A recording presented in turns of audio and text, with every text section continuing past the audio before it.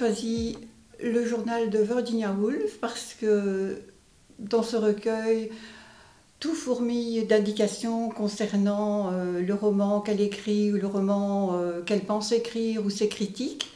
Et donc, il s'agit vraiment d'une plongée dans son travail littéraire, mais pas uniquement. C'est aussi un beau portrait de la femme qu'elle est, en tant qu'écrivaine et en tant que femme.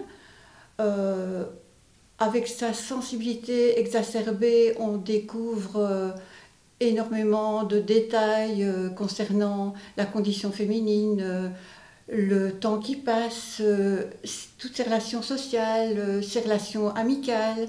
Et donc, j'ai opté pour ce journal parce qu'on découvre vraiment Virginia Woolf. Lundi 19 décembre 1932. Aujourd'hui, j'ai écrit jusqu'à la limite de mes forces.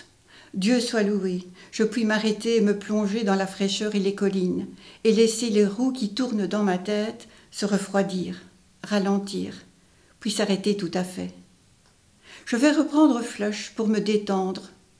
Par le ciel, j'ai écrit 60 320 mots depuis le 11 octobre. Je crois que ce doit être de tous mes livres celui que j'écris le plus rapidement. Bien plus rapidement qu'Orlando ou la promenade au phare.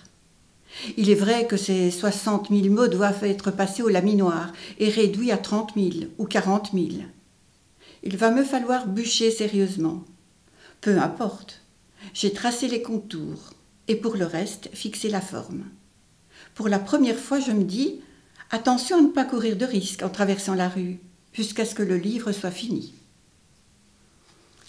Mardi 22 octobre 1935.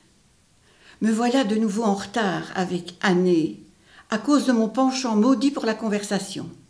C'est-à-dire que j'ai bavardé avec Rose Macaulay de 4h à 6h30 et avec Elisabeth Bowen de 8h à minuit. Aussi, le jour suivant, j'avais dans la tête comme une chaude et lourde éponge mouillée. Et je suis sensible aux moindres contrariétés. J'ai donc abandonné mon texte et passé la matinée à taper les mémoires de Roger. Oh, c'est un sédatif, un revigorant admirable. Je voudrais les avoir toujours à portée de la main. 2 jours de repos de ce genre valent la meilleure des ordonnances. Mais le repos est difficile à gagner. Je crois que je vais refuser toutes les invitations au bavardage jusqu'à ce que j'aie fini. Ah, si seulement ce pouvait être pour Noël. Mais quand j'aurai fini Année, j'irai ensuite partout et j'exposerai chaque repli de ma pensée à toutes les lumières.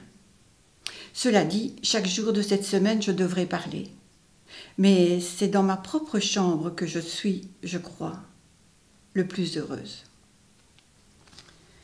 Mardi 24 mars 1936. Un très bon week-end. Les feuilles commencent à sortir. Jacinthe, crocus, chaleur. Le premier week-end de printemps. Aussi, nous sommes allés jusqu'à la ferme du Rat chercher des violettes. C'est dur le printemps ici. Je bricole dans un demi-sommeil et je suis complètement absorbée par 2 guinées. C'est ainsi que j'appellerai le prochain livre. Je dois être bien près du bord de la folie car je suis tellement plongée dans ce livre que je ne sais plus ce que je fais. Je me suis surprise à parler tout haut en marchant dans le Strand.